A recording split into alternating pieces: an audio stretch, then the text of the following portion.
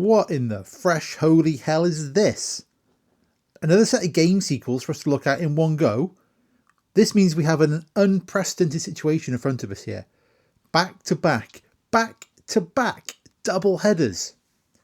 Such a thing has never before been conceived by rational science, but here we are on the bleeding edge of online video game YouTube essays. Can we call these essays? Probably not, but we don't have time for that. God damn it, we got to talk about golf.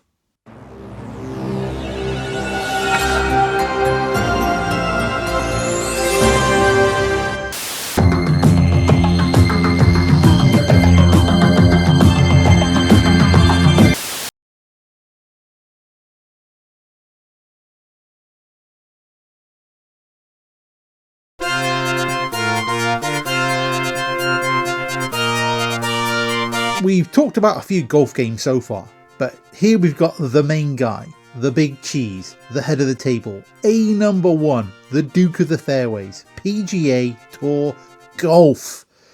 Cue light applause, please.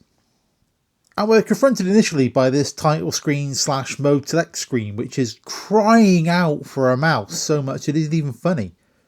Look, we previously established that a lot of these early EA games were them chucking whatever they could find in their cupboards onto the Mega Drive.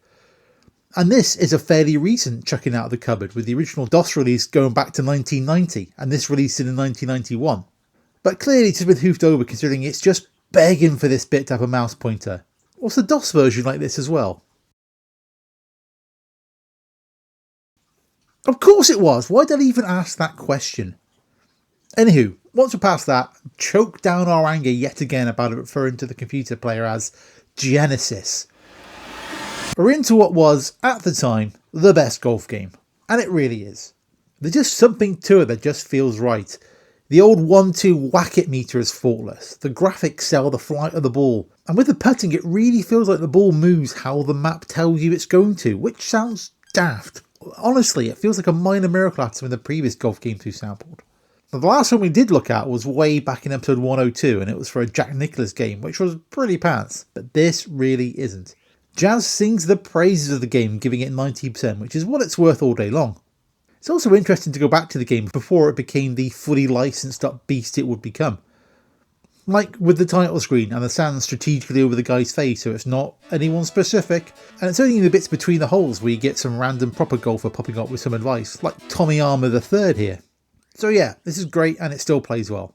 I mean, looking at the footage, my driving's been terrible, but you know, can't argue my approach play, that's been spotless. A superb sports simulation, Jazz confirms. However, you may want to consider the much enhanced PGA Tour Golf too. So let's do that.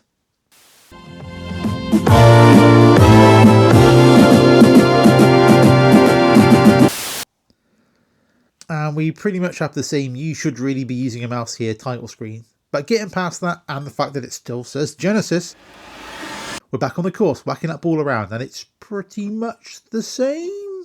Look, right. At this point, we're on the treadmill. We're on to iterative annual releases. You're not going to get a big jump between games.